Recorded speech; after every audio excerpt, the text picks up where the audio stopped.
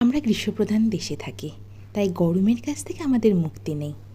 তাই এই গরমে শরীরকে ঠান্ডা রাখার এবং জিভে একদম জল আনা স্বাদের একটা রেসিপি নিয়ে আমি আজকে আপনাদের কাছে হাজির হয়েছি। মৌরি ঝিঙে, ঝিঙেও ঠান্ডা, মৌরিও ঠান্ডা। এই রান্নাটা খেলে আপনার মনে প্রাণে আসবে শান্তির জোয়ার। বাই দ্য ওয়ে, আপনারা দেখছেন গোপালের পাকশালা।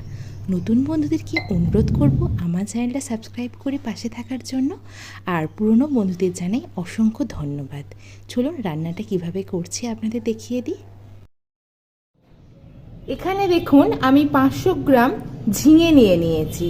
এবার এই ঝিঙের খোসাটাকে আমি এইভাবে ছাড়িয়ে নিচ্ছি, কিন্তু খুব বেশি খোসাটা আমি ডিপ করে ছাড়াবো না।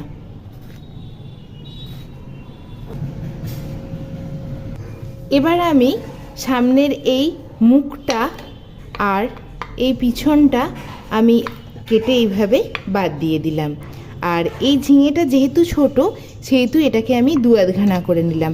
ঠিক এরকম একটা মাপ করে আপনাদের সাইজ করে কাটতে হবে। এবার এটাকে মাঝখান থেকে এইরকম 3টে ফালি করে নিলাম লম্বে। তারপরে এটাকে আবার ঘুরিয়ে ঠিক এইভাবে আমি আরও 3টে ফালি করে নিলাম, কিন্তু পেছন দিকে খানিকটা জোড়া রেখেছি। এরকম ফুলের মতো করে আমি সমস্ত ঝিঙেগুলোকে কেটে নিচ্ছি। এই দেখুন, সব ঝিঙেগুলোকে আমি সুন্দরভাবে খোসা ছাড়িয়ে কেটে রেখে নিয়েছি। এবার এটাকে আমি ভালোভাবে একবার ধুয়ে নেব।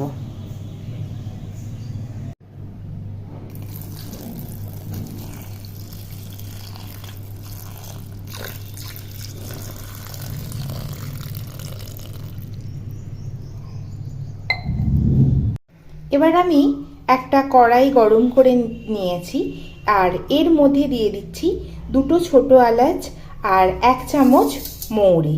এটাকে আমি ভালোভাবে এইভাবে শুকনো খোলায় আমি ভেজে নেব।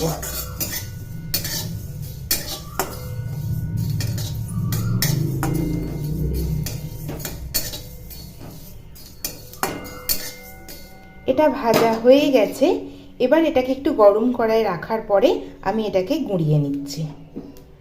এবার এটাকে গুঁড়িয়ে নেওয়া হচ্ছে। আপনারা চাইলে মিক্সিতেও গুঁড়ো করতে পারেন বা হামলদিস্তাতেও গুঁড়ো করতে পারেন, কিন্তু যেহেতু মশলার পরিমাণটা বেশ অল্প, তাই এখানে শিলে গুঁড়ো করে নেওয়া হচ্ছে। আর এই মশলাটাকে খুব ভালো করে মিহি করে গুঁড়ো করে নেওয়া হবে। আপনারা এই মশলাটা সঠিক ব্যবহারে বুঝতে পারবেন এই তরকারিটার স্বাদটা কতটা পরিবর্তন হচ্ছে। এই দেখুন, একদম মিহি করে কিন্তু গুঁড়িয়ে নেওয়া হয়েছে। এবার আমি কড়াইতে সর্ষের তেল গরম করে নিচ্ছি। এখানে আমি 2 টেবিল চামচ মতো সর্ষের তেল দিলাম।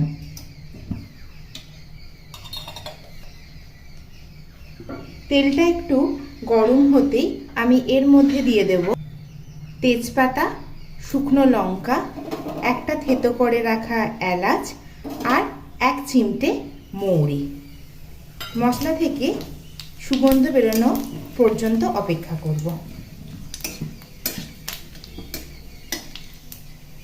মশলা থেকে সুগন্ধ কিন্তু বেরিয়ে গেছে।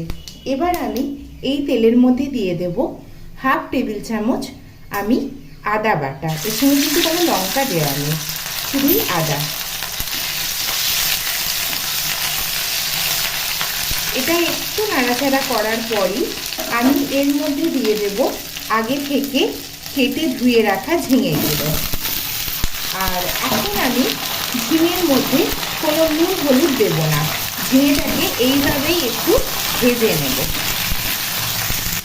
এবার আমি এই ঝিঙের মধ্যে দিয়ে দেবো স্বাদ অনুযায়ী লবণ।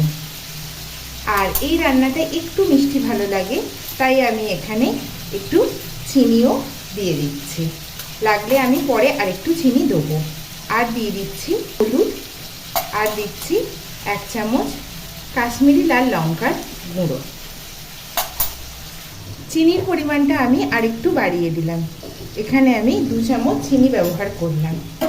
এবার গ্যাসের ফ্লেমটাকে হাই করে দিয়ে এটাকে একটু কষিয়ে নেব।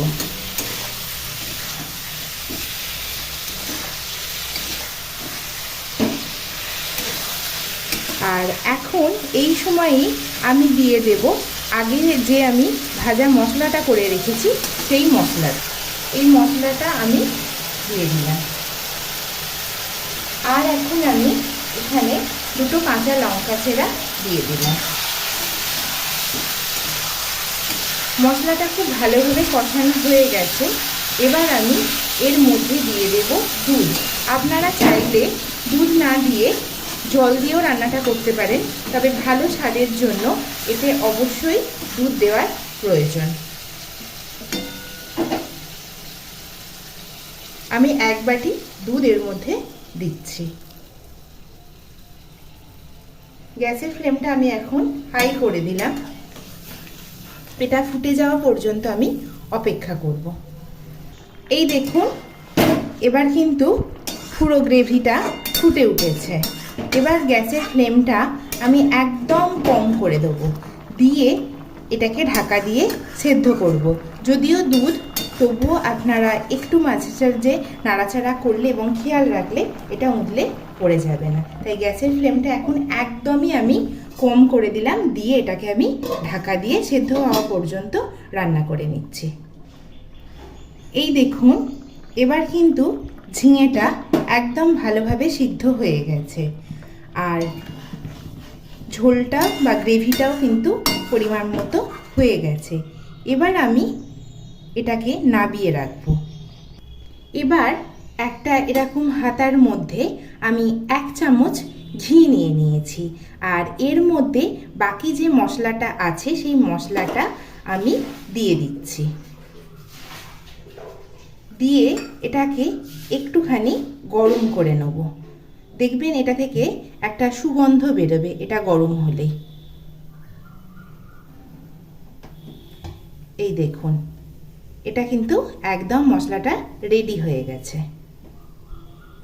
এবার যে তরকারিটা আমাদের সিদ্ধ করা হয়ে গেছে ওটার মধ্যে এই ঘি মেশানো মশলাটা মিশিয়ে দেওয়া হবে, আর মিশিয়ে দিয়ে গ্যাসের ফ্লেমটা আমি অফ করে দিলাম, দিয়ে এটাকে 5 মিনিট ঢাকা দিয়ে রেখে দেবো। 5 মিনিট বাদে আমি ফিরে এলাম। এই দেখুন, একদম রান্নাটা তৈরি হয়ে গেছে। ঝিঙেও ঠান্ডা, মৌরিও ঠান্ডা। এই দুয়ের যুগলে অতিথি আপ্যায়ন বা যে কোনো উৎসবের জন্য এই মৌরি ঝিঙে কিন্তু একদম তৈরি। এটা আপনারা এবার ভাত, রুটি, পরোটা যে কোনো কিছুর সাথেই আপনারা পরিবেশন করতে পারেন। এই রেসিপিটা যে খাবে সেই কিন্তু আপনার রান্নার জয় জয়গার করবে।